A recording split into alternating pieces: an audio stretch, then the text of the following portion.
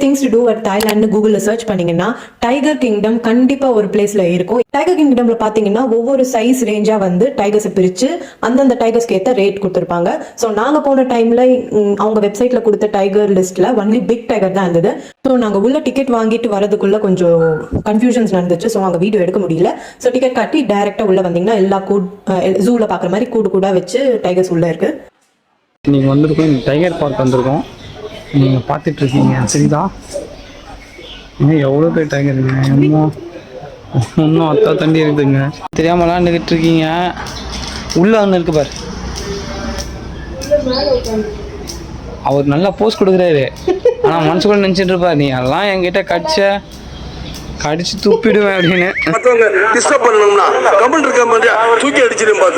Photo எடுக்கிறதுக்குன்னு சொல்லிட்டு ஒரு பெரிய ஸ்பேஸ், ஓப்பன் ஸ்பேஸ்ல ஒரு 6-7 டைகர் உள்ள இருக்கு. அந்த டைகர் கிட்ட நம்ம போட்டோஸ் எடுக்கிற மாதிரி இருக்கு. பட் இப்போ வீடியோ நீங்க பாத்துக்கிட்டு இருக்க டைம்ல போனீங்கன்னா ஒரு 6 டைகர் 7 டைகர் இருக்கும் அப்படின்றாங்க. ஸோ இந்த பிக்சர்ல இருக்கிற இன்ஃபர்மேஷன்லாம் நான் வீடியோல சொன்னேன்னா ரொம்பவே இழுத்துட்டு போகும். ஸோ பாஸ் பண்ணி படிக்க மறந்துடாதீங்க.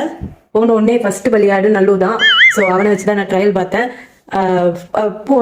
டைகர்லாம் பார்த்தா என் வீட்டு பூனை மாதிரி தான் இருக்குங்க. அது பண்றது எல்லாமே என்ன சைஸ் தான் கொஞ்சம் பெருசு. ஆனா நல்லு ரொம்பவே பயந்துட்டான்.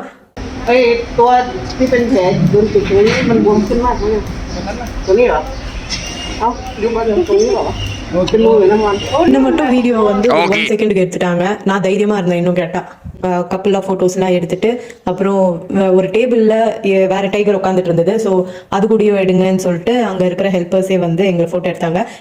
நீங்க நல்லா ஊத்து பாத்தீங்கன்னா ஏர்ல மிதக்கும் நல்லுவோட கை அவ்வளோ பயந்து கிடந்தான். பில்டிங் ஸ்ட்ராங், பேஸ் மட்டும் கொஞ்சம் வீக். ஸோ இந்த வீடியோ பிடிச்சிருந்ததுன்னா லைக் பண்ணுங்க, ஷேர் பண்ணுங்க, சப்ஸ்கிரைப் பண்ணுங்க.